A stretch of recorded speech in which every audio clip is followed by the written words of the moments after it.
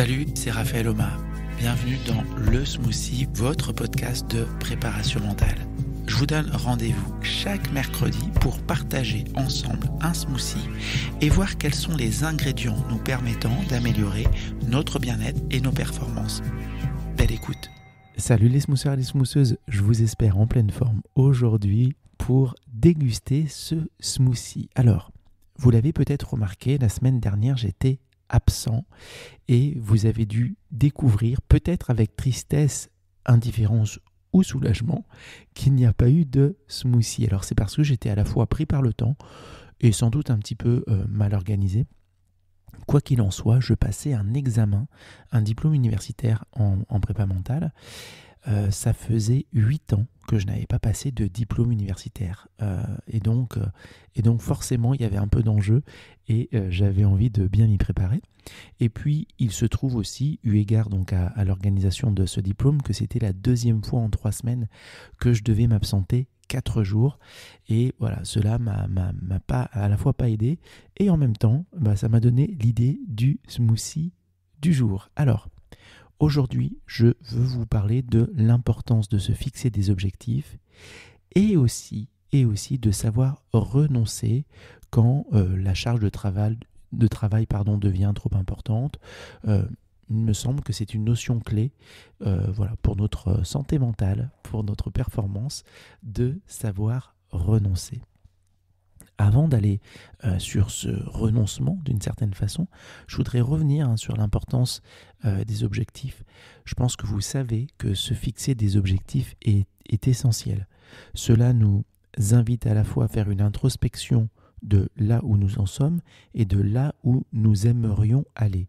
Donc l'objectif pour moi me donne un cap, une direction, un fil conducteur, me donne aussi des idées d'action préparatoires à mettre en place. Donc c'est à la fois une direction, mais c'est à la fois le chemin que je vais prendre concrètement, quel chemin je prends pour aller dans cette direction, et puis éventuellement, quand on pense à prendre ses chaussures, certains auront la référence, quelles chaussures je mets par exemple, quels vêtements je mets parce que le chemin que je prends monte beaucoup, ou le chemin que je prends est très boueux, etc., etc. Et donc par rapport finalement à cette direction, à cette intention, je vais aussi m'équiper. Donc les objectifs, c'est à la fois une intention, une direction, des moyens. Et je pense donc que ces objectifs vont nous aider, les objectifs vont aussi nous aider à être concentrés, à attirer notre attention, à garder aussi notre motivation. J'ai eu l'occasion, peut-être que vous vous en rappelez pour les personnes qui suivent régulièrement les sorties des smoothies, début 2024, je vous ai partagé 10 objectifs.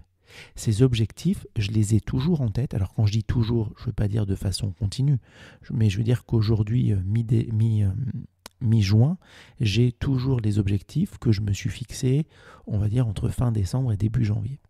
Et donc en les ayant en tête régulièrement, encore une fois, ils me donnent une direction. Ils m'aident à adopter certains comportements. J'avais dit par exemple, alors sans être du tout alcoolique, je n'ai jamais été alcoolique, mais que je voulais réduire encore ma consommation d'alcool.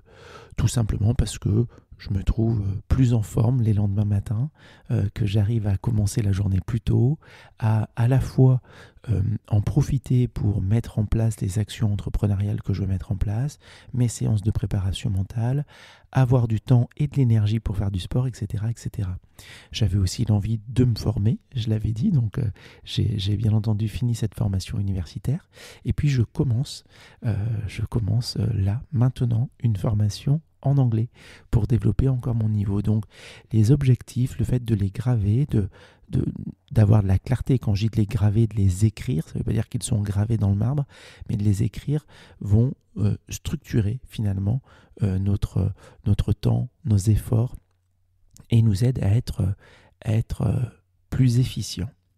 Mais dans le même temps, même avec des objectifs bien fixés, il peut arriver que nous soyons débordés, que nous ayons été un petit peu trop optimistes ou que des imprévus, des situations particulières fassent que nous ne sommes pas en capacité, d'un point de vue temporaire, à aller au bout finalement à respecter exactement la planification qu'on a pu imaginer. Et là, il est important de reconnaître que la charge de travail, que la charge émotionnelle, la charge mentale peut être trop élevée. C'est là, les amis, que je voudrais énoncer finalement l'importance de savoir renoncer sans culpabiliser. Donc savoir renoncer, c'est une compétence essentielle parce que parfois, alors en fait j'aurais pu faire un épisode la semaine dernière, mais sans doute que je me serais couché plus tard, je l'aurais sans doute bâclé. Alors je ne dis pas que je passe une demi-journée à chaque fois à faire un smoothie, mais quand même ça me demande du temps, d'être au clair sur l'idée principale, voire parfois l'idée principale et un peu plus.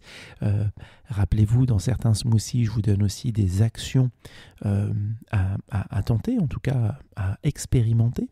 Donc ça demande quand même un peu de temps et ce serait passé, mais ce serait rentré dans mon emploi du temps au chausse-pied. Ça m'aurait créé en même temps de la fatigue et peut-être moins de tranquillité pour mettre le focus sur ce qui était important pour moi la semaine dernière. Et donc, savoir renoncer, c'est pas fuir ses responsabilités, c'est reconnaître nos limites, reconnaître que là, ça va devenir trop contraignant, trop coûteux de respecter tous les objectifs qu'on s'est fixés et en même temps, en étant trop dans une situation trop contraignante et trop coûteuse, on crée sans doute des conditions favorisant le fait de tout faire à moitié. Et donc, même si j'ai renoncé la semaine dernière à vous faire un épisode du smoothie, en fait, je l'ai très bien vécu. Très bien vécu parce que j'avais de la clarté sur les raisons de ce renoncement.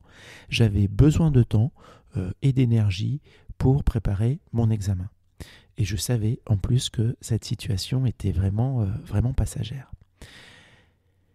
Dans un précédent épisode, en fait, j'ai regardé là juste avant, l'épisode est sorti il y a quasiment un an, en tout cas à 2-3 jours près. C'est l'épisode 129 dans lequel je parle de la force de l'autocompassion. J'expliquais, les amis, l'importance de se traiter avec bienveillance, de reconnaître nos souffrances, nos douleurs, et tant mieux quand elles sont courtes, mais savoir aussi se faire du bien finalement, un peu comme un ami. Avec un ami, j'aurais été très compréhensif, j'aurais été très conciliant, j'aurais minimisé l'importance de sauter un épisode et dire non mais écoute, c'est quand même pas grave, t'en feras un autre dès la semaine prochaine, là mets ton focus, etc. Et donc tout simplement, faisons acte d'autocompassion, arrivons à reconnaître nos propres difficultés du moment.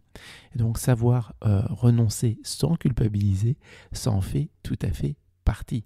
Cela nous permet de rester équilibrés et de ne pas nous épuiser inutilement. En conclusion, les amis, je voudrais vous dire que, bien entendu, il est important de se fixer des objectifs et je pense que vous l'avez compris, mais il est aussi très bien de savoir renoncer quand il le faut et quand c'est nécessaire pour nous. Donc ça ne veut pas dire qu'on abandonne, mais c'est plutôt faire preuve de sagesse, de clarté. Prenez soin de vous, soyez bienveillants avec vous-même et rappelez-vous que tout est temporaire. Merci beaucoup d'avoir écouté cet épisode. À la semaine prochaine pour un prochain smoothie, si je ne suis pas débordé d'ici là.